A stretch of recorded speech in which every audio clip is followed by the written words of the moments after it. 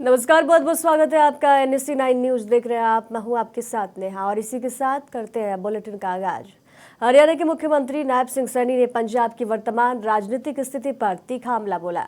कहा कि पंजाब के लोगों को कांग्रेस और आप सरकारों से जो उम्मीदें थी वे पूरी नहीं हो पा रही हैं। उन्होंने कहा कि कांग्रेस और आप ने झूठ बोलकर वोट तो ले लिया, लेकिन अपने वादे पूरे नहीं कर पाए। इसके बजाय ये दोनों पार्टियां भ्रष्टाचार में लिप्त हो गई। सैनी ने आगे कहा कि केवल बीजेपी ही पंजाब को देश का नंबर 1 राज्य बना सकती है और इसके लिए जनता को सही विकल्प चुनना होगा। देखिए, पंजाब को जो अपेक्षाएं सरकारों से थी, चाहे वो कांग्रेस की सरकार हो चाहे आम आदमी की सरकार हो, क्योंकि इन्होंने लोगों के साथ झूठ बोल करके वोट लेने का काम किया है। परंतु जो बातें कही गई, जो वायदे किए गए, ना तो कांग्रेस ने पूरे किए ना आम आदमी ने किए। पूरे करने की बजाय भ्रष्टाचार के अंदर लिप्त हो गए और लोग उसी जो सोचते रहे कि ये सुविधाएं देंगे, परंतु इन्होंने सुविधाएं नहीं दी। भारतीय जनता पार्टी ही पंजाब को देश का नंबर 1 का सूबा बना सकती है। जो मेरे पंजाब की गरिमा थी, जो मेरे पंजाब का गौरव था, जो कांग्रेस ने आम आदमी ने धूमिल किया है, उस गौरव को भारतीय जनता पार्टी दोबारा लाने का। असम के मुख्यमंत्री हेमंत बिस्वा शर्मा ने राज्य में महिलाओं को आर्थिक सशक्त बनाने के लिए चल रही महिला उद्यमी योजना के तहत 24,000 महिला लाभार्थियों को सीड मनी वितरित करने की घोषणा की। मुख्यमंत्री ने कहा, ये योजना महिला स्वयं सहायता समूह की सदस्यों में से लखपति दीदी को बढ़ावा देने के लिए डिजाइन की गई है। इसका उद्देश्य 32 लाख महिलाओं को लखपति दीदी बनाने के लिए प्रोत्साहित करना है। शर्मा ने इस योजना को महिलाओं की उद्यमिता और आत्मनिर्भरता बढ़ाने वाला महत्वपूर्ण कदम बताया है। Present scheme today we have distributed the seed money for our women entrepreneur scheme among 24,000 women beneficiary. This is a scheme which is designed to promote Lakhpati Didi from the members of the women self-help group. The present scheme will encourage 32 lakhs women to become Lakhpati Didi. Jodhpur में मारवाड़ राजपूत सभा की ओर से प्रतिभा सम्मान समारोह का भव्य आयोजन किया गया। समारोह में उप मुख्यमंत्री दया कुमारी ने शिरकत कर समाज की प्रतिभाओं का हौसला बढ़ाया। समारोह के दौरान समाज के उन होनहार प्रतिभाओं को सम्मानित किया गया जिन्होंने शिक्षा, प्रशासन, खेल, सामाजिक सेवा सहित विभिन्न क्षेत्रों में उत्कृष्ट प्रदर्शन कर समाज और प्रदेश का नाम रोशन किया है। उप मुख्यमंत्री दया कुमारी ने सम्मानित प्रतिभाओं को स्मृति चिन्ह और माला पहनाकर सम्मानित किया। इस दौरान उप मुख्यमंत्री दया कुमारी ने कहा कि समाज की प्रतिभाओं को सम्मानित करना एक सराहनीय और प्रेरणादायी पहल है। सारे सेक्टर से बातचीत करके हर वर्ग का, हर क्षेत्र का ध्यान रखा है। वैसे ही इस बार भी उन्हीं लाइन्स पे हम लोग बजट तैयार कर रहे हैं और पूरे प्रदेश भर का पूरी तरह से जहाँ भी जो भी आवश्यकता है उसको ध्यान में रखते हुए बजट बनाया जाए। पूरे प्रदेश को देख के बनता है, प्रदेश की आवश्यकताओं को देख के बजट बनता है। उसी तरह से जिस तरह से पिछले 2 वर्षों में बना है वैसे ही बजट बनेगा। इधर केंद्रीय मंत्री शिवराज सिंह चौहान ने कांग्रेस द्वारा घोषित मनरेगा बचाओ संग्राम को कठोर शब्दों में आलोचना करते हुए इसे भ्रष्टाचार बचाओ संग्राम करार दे दिया। चौहान ने कहा कि कांग्रेस को गांव काम राम से परेशानी है। भ्रष्टाचार कांग्रेस के DNA में है और मनरेगा भी भ्रष्टाचार का पर्याय बन गई थी। पहले जैसा खा लिया जाता था। उन्होंने मनरेगा के वित्तीय आंकड़े पेश करते हुए कहा कि पीएम नरेंद्र मोदी के शासनकाल में 8,48,000 करोड़ रुपए योजना में दिए गए, जबकि यूपीए के शासनकाल में केवल 2 लाख करोड़ रुपए। उन्होंने सवाल उठाया, क्या इससे अस्थायी संपत्ति बनी? क्या ये पैसा गाँव के विकास में लगा? चौहान ने कांग्रेस पर आरोप लगाया, ये केवल झूठ की दुकान और भ्रम की फैक्ट्री है जो जनता को गुमराह करने का काम करती है।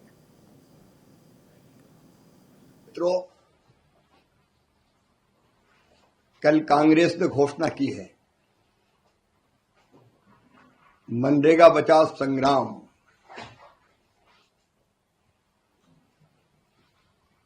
ये मनरेगा बचाओ संग्राम नहीं है, ये भ्रष्टाचार बचाओ संग्राम है। कांग्रेस को ग्राम से परेशानी, कांग्रेस को काम से परेशानी, कांग्रेस को राम से परेशानी। भ्रष्टाचार कांग्रेस के डीएनए में है,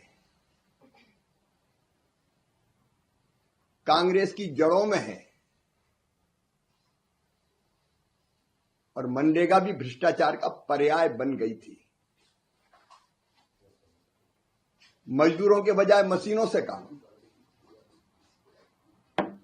मजदूरों के नाम पर ठेकेदारों से काम, मजदूरों के नाम पे कुछ लोगों की जेब भरी रहे। सोशल ऑडिट जो ग्राम सभा ने किए, ग्राम सभाओं ने किए, उनमें 10,91,000 से ज्यादा शिकायतें ग्राम सभा में की गई। काम के नाम पे एक ही काम को बार बार कर देना, एक ही सड़क 1 साल बन रही, 2 साल बन रही, 3 साल बन रही। नहरों की सफाई के नाम पर, सड़कों के किनारे सफाई के नाम पर पैसा खा जाना, डकार जाना। 80 साल से ज्यादा उम्र के मजदूर काम कर रहे हैं। 60 साल से ज्यादा उम्र के काम करने वाले 30% से ज्यादा मजदूर दिखाए जा रहे हैं। और इतनी विशाल धनराशि अकेले माननीय प्रधानमंत्री नरेंद्र मोदी जी के कार्यकाल में 8,48,000 करोड़ रुपए से ज्यादा राशि दी गई। लगभग 2 लाख करोड़ यूपीए की सरकार के समय राशि आई। कैसे परमानेंट असेट क्रिएट हुए? क्या ये पैसा गांव के विकास में लगा? अब कांग्रेस तो झूठ की दुकान है, भ्रम की फैक्ट्री है, अफवाहों का बाजार है। अब ये बात की जा रही कि मजदूरों को काम नहीं मिलेगा। मजदूरों के हितों को बहुत बेहतर ढंग से विकसित भारत जी राम जी योजना में केंद्रीय मंत्री गजेंद्र सिंह शेखावत ने कहा, मारवाड़ राजपूत सभा में आज विभिन्न क्षेत्रों में उत्कृष्ट प्रदर्शन करने वाली प्रतिभाओं का सम्मान समारोह आयोजित किया गया। शेखावत ने बताया कि समारोह में प्रदेश की उप मुख्यमंत्री और कई वरिष्ठ नेताओं ने भी शिरकत की। उन्होंने सभी सम्मानित युवाओं को हार्दिक बधाई दी और उनके उज्जवल भविष्य की कामना की। मंत्री ने कहा कि इस तरह के कार्यक्रम युवाओं को प्रेरित करने और उन्हें आगे बढ़ने के लिए उत्साहित करने में महत्वपूर्ण भूमिका निभाते हैं। राजपूत सभा ने आज विभिन्न क्षेत्रों में उत्कृष्ट प्रदर्शन करने वाली प्रतिभाओं का सम्मान समारोह आयोजित किया है। इस विशाल कार्यक्रम में आज राजस्थान की माननीय उप मुख्यमंत्री और अनेक वरिष्ठ नेताओं ने शिरकत की है। मैं सभी ऐसे युवा जिन्हें आज सम्मानित किया गया है, पारितोषिक प्रदान किया गया है, उन सबको खूब सारी बधाई देते हुए मारवाड़ राजपूत सभा के माननीय अध्यक्ष हनुमान सिंह जी खांगटा और उनकी पूरी टीम को इस गरिमामयी आयोजन के लिए बहुत सारी बधाई देते हुए हम सबको यहाँ बुलाया, सम्मानित किया। युवा पीढ़ी से प्रेरणा लेने, बातचीत करने का, उनके किए गए प्रदर्शन पर गर्व करने का अवसर प्रदान किया। केंद्रीय मंत्री सुकांता मजमूदार ने कांग्रेस नेता अधीर रंजन चौधरी के बयान पर प्रतिक्रिया देते हुए निशाने पर लिया। उन्होंने कहा कि अधीर रंजन चौधरी चुनाव हार गए और मुस्लिम वोट न मिलने के बाद अब वोट पाने के लिए इधर उधर कूद रहे हैं। मजमूदार ने कहा, बांग्ला भाषी देखकर कहीं कोई अत्याचार नहीं होता, लेकिन ममता बनर्जी और उससे पहले सीपीएम की नीतियों के कारण बंगाल में ऐसा माहौल बन गया है कि सीमा पर बाड़ लगाने की इजाजत भी नहीं दी गई। इससे लोगों में डर पैदा हुआ है। बांग्लादेशी मुसलमान देश की डेमोग्राफी बदल रहे हैं। केंद्रीय मंत्री ने कहा कि कई अवैध घुसपैठिए पकड़े गए हैं और कई बांग्लादेश वापस भेजे गए हैं। उन्होंने अधीर रंजन चौधरी को सुझाव दिया है कि इस मामले में ममता बनर्जी से मिलकर स्थिति को समझें। देखिए, अधीर रंजन चौधरी अभी पानी थोड़ा गंदा हुआ है इसलिए मछली पकड़ने के लिए निकले हैं। इलेक्शन में हार गए, मुसलमानों ने वोट नहीं दिया, मुसलमानों ने मौलवी को बेटे के वोट दे दिया उनको छोड़ के। तो अभी वो मुसलमानों का वोट पाने के लिए अभी इधर उधर कूद रहे हैं। बांग्ला भाषी देखकर कहीं पे कुछ अत्याचार नहीं होता, लेकिन ममता बनर्जी ने उससे पहले सीपीएम ने इस बंगाल को इतना पोरस बना दिया कि बंगाल को न फेंसिंग करने दिया। तो इसके कारण पूरे देश के जनता के अंदर डर आ गया कि बांग्लादेश से आए हुए मुसलमान पूरे भारत में डेमोग्राफी चेंज कर रहे हैं। और बहुत पकड़े भी गए, बहुत बांग्लादेश चले भी गए, आपने भी देखा, टीवी में दिखाया गया। तो इसी के कारण ये हो रहा है। अधीर चौधरी को तो ममता बनर्जी से मिलना चाहिए, ममता बनर्जी से मिलकर बोलना चाहिए कि आप जो 500 किलोमीटर के करीब फेंसिंग जहां पे नहीं है आप फेंसिंग कर दो, तो कोई घुस नहीं पाएगा।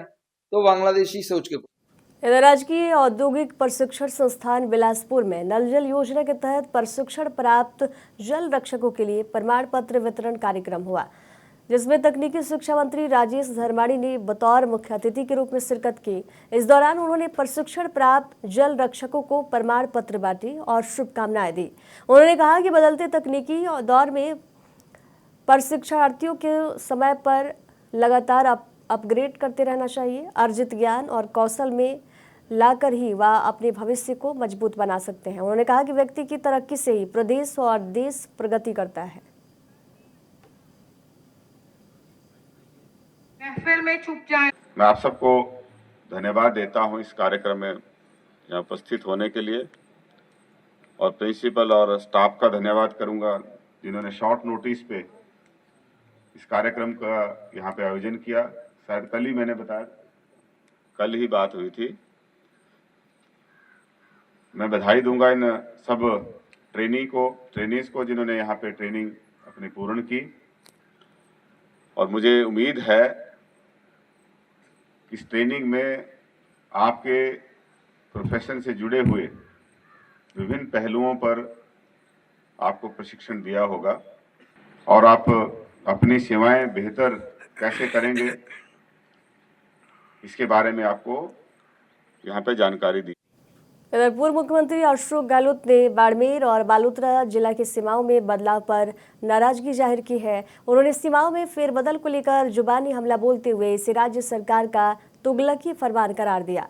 गहलोत का कहना है कि बयातू को बाड़मेर जिले में और गुड़ामलानी और धोरी मन्ना को बालोतरा जिले में शामिल करने का फैसला प्रशासनिक दृष्टि से पूरी तरह अतार्किक है। इस निर्णय से गुड़ामलानी क्षेत्र की जनता के लिए जिला मुख्यालय की दूरी कम होने के बजाय और अधिक बढ़ गई है, जो आम जन के साथ सीधा अन्याय है।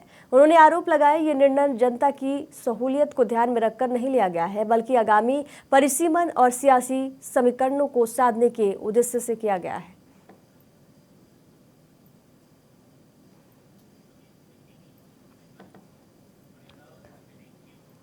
प्रसिद्ध कथावाचक स्वामी अनिरुद्धाचार्य अक्सर अपने बयानों के चलते चर्चाओं में रहते हैं। अनिरुद्धाचार्य ने आज कई मुद्दों पर अपनी प्रतिक्रिया दी। उन्होंने कहा कि हमारे यहाँ मुसलमानों का बहिष्कार नहीं, लेकिन उनके अंदर जो हिंदुओं के प्रति नफरत की विचारधारा है उसका विरोध है। उन्होंने कहा कि हमारे दलित भाइयों को बहकाने वाले कोई और नहीं बल्कि कुछ मुसलमान हैं। स्वामी अनिरुद्धाचार्य ने आगे कहा कि अगर मुसलमान दलितों के इतने हितैषी हैं तो फिर पाकिस्तान के पहले कानून मंत्री को 3 से 4 साल बाद भागकर वापस भारत क्यों आना पड़ा था? वे कानून मंत्री थे, वहां के मुसलमानों ने उनको भगा दिया था। अगर मुसलमान दलितों के शुभचिंतक हैं तो दीपू दास दलित भाई था, बांग्लादेश में क्यों जला दिया गया?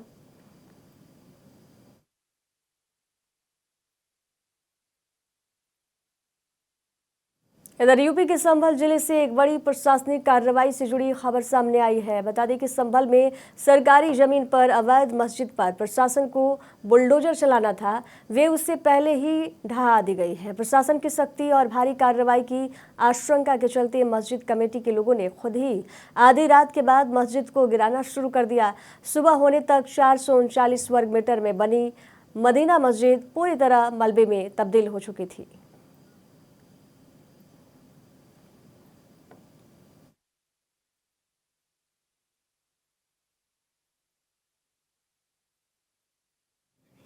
हनुमानगढ़ में सड़क दुर्घटना का एक गंभीर मामला सामने आया है। जानकारी के अनुसार एक विदेशी पर्यटक द्वारा मोटरसाइकिल चलाने के दौरान दूसरी बाइक को टक्कर मार दी गई, जिससे बाइक सवार व्यक्ति की मौके पर ही मौत हो गई।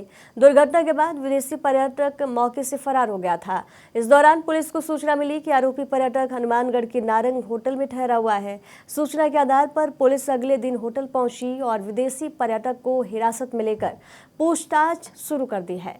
पुलिस मामले की जांच कर रही है और आगे की कानूनी कार्रवाई की जा रही है।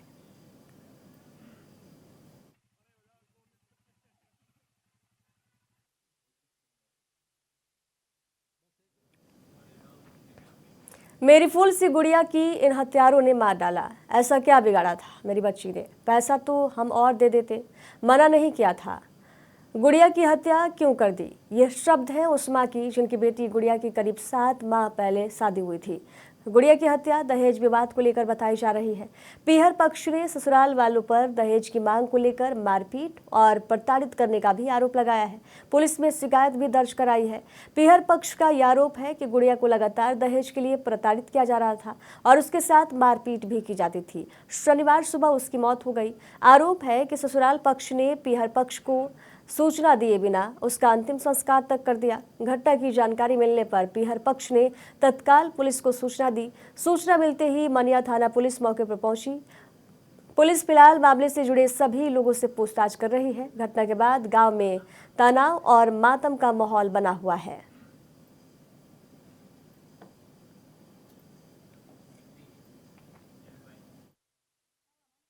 धौलपुर जिले में पड़ रही कड़ाके की सर्दी के बीच गरीब, बेसहारा मजदूर और बाहर से आने वाले लोगों की परेशानियां लगातार बढ़ती जा रही है। नगर परिषद धौलपुर द्वारा शहर में 2 रैन बसेरे संचालित किए जा रहे हैं, लेकिन जमीनी हकीकत कुछ और ही बयां कर रही है।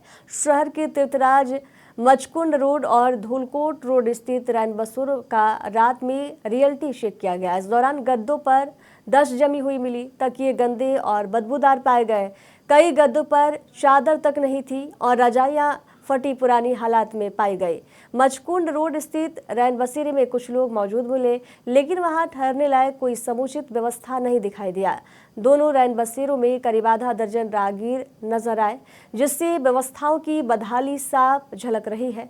कड़ाके की ठंड में जरूरतमंदों के लिए बनाए गए रैन बसेरों को ऐसी हालत में नगर परिषद की कार्यप्रणाली पर सवाल खड़े कर दिए। राम का नगला रहने वाला हूँ। अभी मैं आया तो 2 घंटे जल्दी आ गया गांव से। तो यहाँ क्या है, प्लेटफार्म पे यहाँ लोग बाग आते हैं तो वहाँ पुलिस वाले भगा देते हैं डंडा ले लेके। बताओ ठंडी के माहौल कहाँ रैन बसेरा करे, क्या पब्लिक क्या करे, परेशान है। मैं दिल्ली जा रहा हूँ और सब पब्लिक परेशान है। कैसे ठंडी के मारे प्लेटफार्म पे रुके। यहाँ तापने की कोई व्यवस्था नहीं है साहब। सब परेशान पब्लिक क्या है। अब ठंडी में खड़ी है, देख लो बाहर कैसे रहने बसारा करे बच्चे, पब्लिक सब परेशान है। कड़ाके की ठंडा, यहाँ पर कोई व्यवस्था है नहीं साहब। ना तो रहने बसेरे की व्यवस्था है और ना ही यहाँ पे अलाव वगैरह किसी चीज की व्यवस्था है। और जो पुलिस वाले आते हैं आए दिन परेशान करते रहते हैं।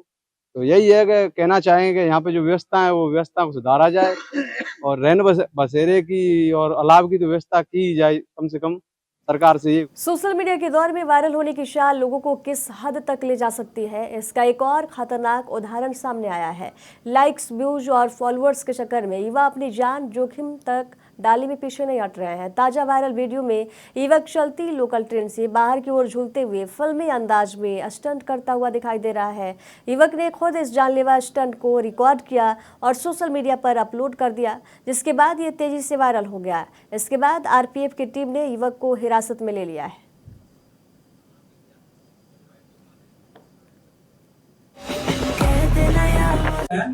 मैं लोकल ट्रेन में स्टंट कर रहा था और लटक करके और मुझे डकिया रोड में किया था। मैं डाला और आरपीएफ ऑफिस में लाया है। और कोई आगे से ऐसा करना मत भाई, और ये गलत है। जान जाने का खतरा है। सिरमौर जिले के पझौता क्षेत्र स्थित खनिवड़ गांव की बेटी मेघा सिंह कंवर ने हिमाचल प्रदेश में प्रथम रैंक हासिल कर पूरे क्षेत्र का नाम रोशन किया है। शिमला से गांव वापसी कर पझौता क्षेत्र में उनका जगह जगह भव्य और भावनात्मक स्वागत किया गया। मेघा स्वागत की शुरुआत 9वीं विश्वविद्यालय से हुई, जहां उन्हें सम्मानित किया गया। इसके बाद ननिहाल नई नेटी में स्वागत किया गया। इस दौरान मेघा ने अपने कुलदेवी मां शाया मंदिर में शीश नवाया और आशीर्वाद भी प्राप्त किया। मुझे जो आज ये सफलता प्राप्त हुई है, ये अकेले मेरा एफर्ट नहीं रहा है। इसके पीछे कई लोग हैं जिनके सपोर्ट से, जिनके विश्वास से आज मैं यहाँ पहुंची हूँ। इसका श्रेय मैं अपने माता पिता, मेरे भाई, मेरे परिवार के चाचा चाची, मेरे कजन्स, ताऊ ताई, सभी का बहुत योगदान रहा है और उन्होंने हमेशा मुझ पे विश्वास रखा। एचएस में जिन्होंने अपना स्थान जिनका आया है, 32 बच्चों को बहुत बहुत बधाई देना चाहता हूँ। और जहाँ तक मेघा की बात है, तो शुरू से ही वो प्रतिभाशाली एक छात्रा रही है।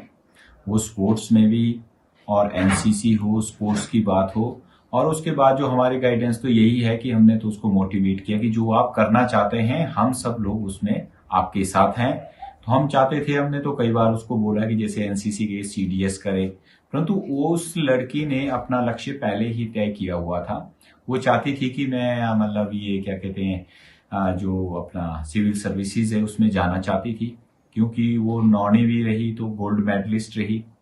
एमएससी फॉरेस्ट्री में उसने किया। तो उसके बाद पिछले 2-3 साल से उसने कंटिन्यू अपने आप से खुद ही प्रिपेयर किया और तैयारी की। जहां तक हमारा तो ये थी कि हम तो उसको जस्ट मोटिवेट करते थे कि आप ये कर सकते हो, बस आपने यूं सोचना है कि आपका हो चुका है, और यही मोटिवेशन हम उसको देते थे। और कोई खबरों के सफर में दीजिए जाने की इजाजत। देखते रहिए NSC 9 न्यूज। नमस्कार।